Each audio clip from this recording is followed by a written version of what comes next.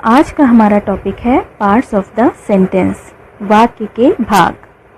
जब भी हम कोई वाक्य बनाते हैं तो सबसे पहले हम किसी व्यक्ति या वस्तु का नाम लिखते हैं।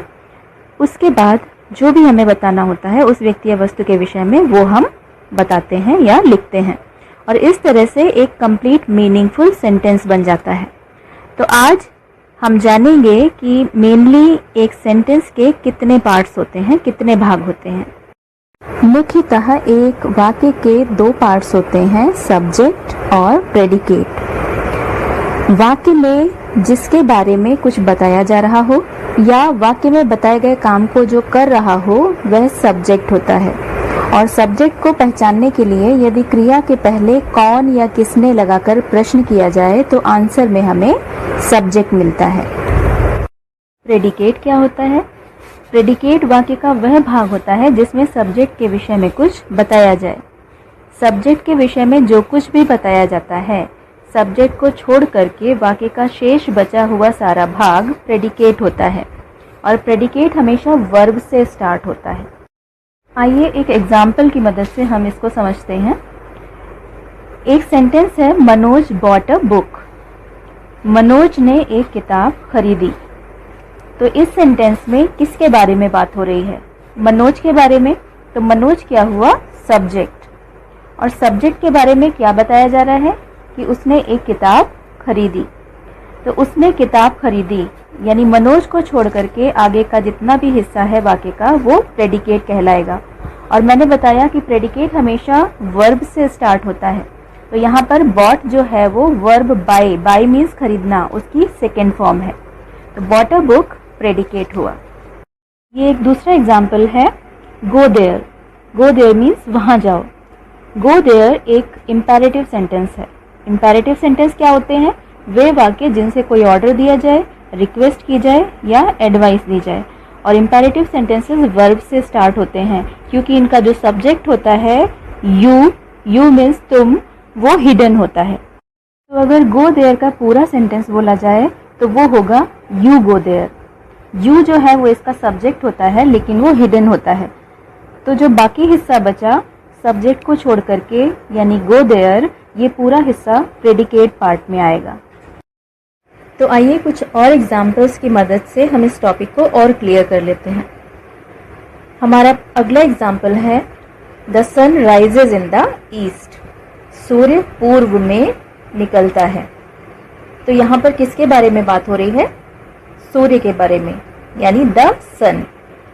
तो द सन जिसके बारे में बात हो रही है वो इस सेंटेंस में सब्जेक्ट है।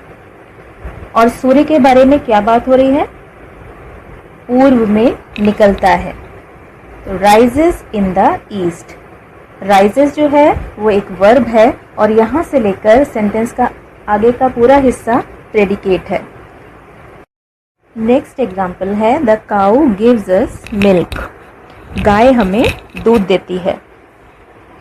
इस सेंटेंस में किसके बारे में बात हो रही है? द काऊ, गाय के बारे में। तो इस सेंटेंस का सब्जेक्ट है द काऊ, और काऊ के बारे में क्या बात हो रही है? गिव्स अस मिल्क, हमको दूध देती है। इस सेंटेंस में वर्ब है गिव्स। तो यहाँ से हमारा प्रेडिकेट स्टार्ट होगा और आगे का पूरा सेंटेंस का हिस्सा प्रेडिकेट है, यानी गिव्स अस मिल्क, ये पूरा प्रेडिकेट पार्ट है सेंटेंस का। Next example is, dancing is her hobby. नृत्य करना उसका शौक है। इस सेंटेंस में किसके बारे में बात हो रही है? नृत्य करने के बारे में। तो यहाँ पर डांसिंग जो है वो इस सेंटेंस का सब्जेक्ट है, और डांसिंग के बारे में क्या बात हो रही है कि वो उसका शौक है। Is her hobby. तो इज जो है इस सेंटेंस में वर्ब है, और इज से लेकर के आगे का पूरा हिस्सा यानी इज हर हॉबी, ये पूरा सेंटेंस का प्रेडिकेट पार्ट है। और एक last example, he reads a book. वह एक पुस्तक पढ़ता है। इस सेंटेंस में किसके बारे में बात हो रही है? ही मीन्स वह। तो यहाँ पर यह भी जान लीजिए कि जो हमारा सब्जेक्ट होता है वो कोई नाउन, प्रोनाउन, जेरेंड या इन्फिनेटिव में से कोई भी एक हो सकता है। जैसे इसके पहले जो हमने एग्जाम्पल लिया था, डांसिंग इज हर हॉबी। तो डांसिंग जो है, डांस करना, वो एक वर्ब है। जब हम किसी वर्ब के आगे आईएनजी लगाकर उसको सब्जेक्ट की जगह नाउन के रूप में प्रयोग करते हैं तो वो जेरंड होता है। और इसी तरह अगर किसी वर्ब के पहले TO2 लगाकर, किसी बेस वर्ब के पहले टू लगाकर उसको अगर हम नाउन, एडजेक्टिव या एडवर्ब के रूप में यूज़ करें तो वो इन्फिनेटिव होता है।